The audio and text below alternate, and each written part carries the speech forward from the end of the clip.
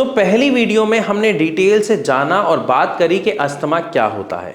अब इस वीडियो में हम जानेंगे और बात करेंगे कि आखिरकार अस्थमा होता क्यों है, उसके कारण क्या है।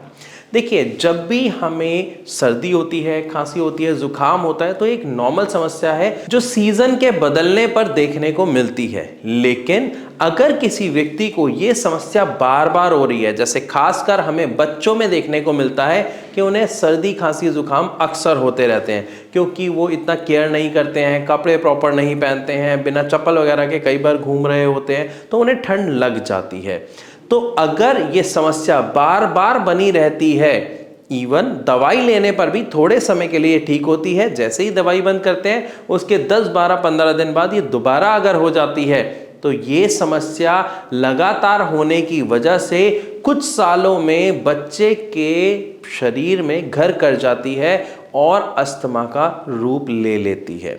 क्योंकि जो बार बार सर्दी खांसी हो रही है, इसका डायरेक्ट असर आपके इम्यून सिस्टम पर पड़ता है, जिसकी वजह से बच्चे को सांस से जुड़ी समस्याएं धीरे धीरे करके बढ़ने लग जाती हैं। जैसे उसकी नाक बंद रहती है, उसे कफ बहुत ज़्यादा बनता है। अब बच्चे छोटे होते हैं, उन्हें यह समझ नहीं आता है कि इस कफ को कैसे बाहर निकाला जाए, तो वो कफ को बाहर नहीं निकाल पाते हैं, जिसकी वजह से उनकी समस्या कहीं और ज़्यादा बढ़ जाती है।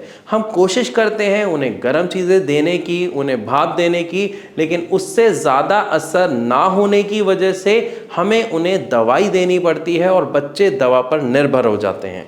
दवा पर निर्भर होने का सबसे बड़ा जो रिजल्ट मिलता है वो क्या है कि एलोपैथिक मेडिसिन आपकी जो समस्या है, यानी आपकी कफ की, आपकी खांसी की जो जड़ है, जो कारण है, उसको सिर्फ दबा देता है, उसको ख़त्म नहीं करता है, जिसकी वजह से वो कुछ टाइम बाद दोबारा उखड़ती है और अपने ज़्यादा बुरे रूप में आपके सामने आती है, जिसकी वजह से ये समस्या एक दिन अस्थमा का रूप लेके आपको या आपके बच्चों को परेशान करना शुरू कर देती है। इसी के साथ साथ कुछ और कारण भी होते हैं जो अस्थमा का कारण बनते हैं। उनमें अगर हम बात करें तो सबसे ज़्यादा है आपके आसपास का वातावरण और हवा।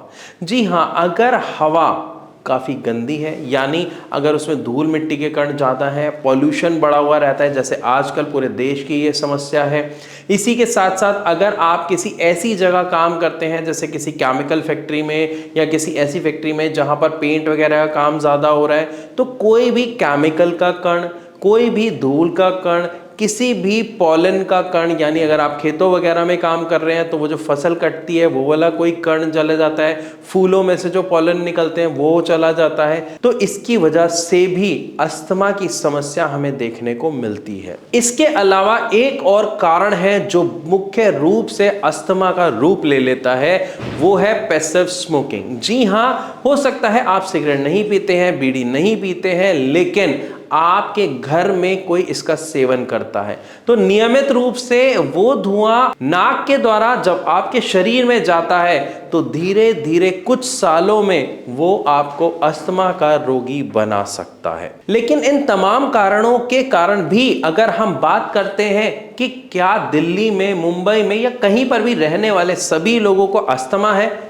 नहीं है। तो ऐसा क्यों है? क्योंकि मैंने अपनी पिछली वीडियो में भी बताया था कि जब हमारा इम्यून सिस्टम हाइपर एक्टिव होकर काम करना शुरू कर देता है इन चीजों के अगेंस्ट, तब जाके अस्थमा की प्रॉब्लम का सामना एक व्यक्ति को करना पड़ता है।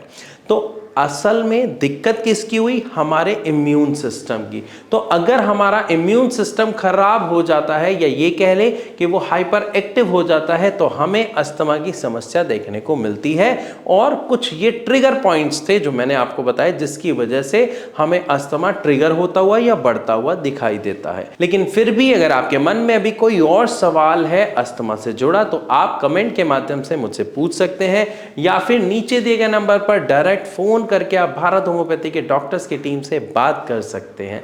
तो मैं आशा करता हूं इस वीडियो में डिटेल से आपको समझ आया होगा कि अस्थमा क्यों होता है, इसके पीछे क्या कारण है। और अगर आपको वीडियो अच्छी लगी तो इसे लाइक और शेयर जरूर करें। ऐसी और इंफॉर्मेटिव वीडियोस के लिए हमारे चैनल को सब्सक्राइब करना बिल्कुल ना भूलें।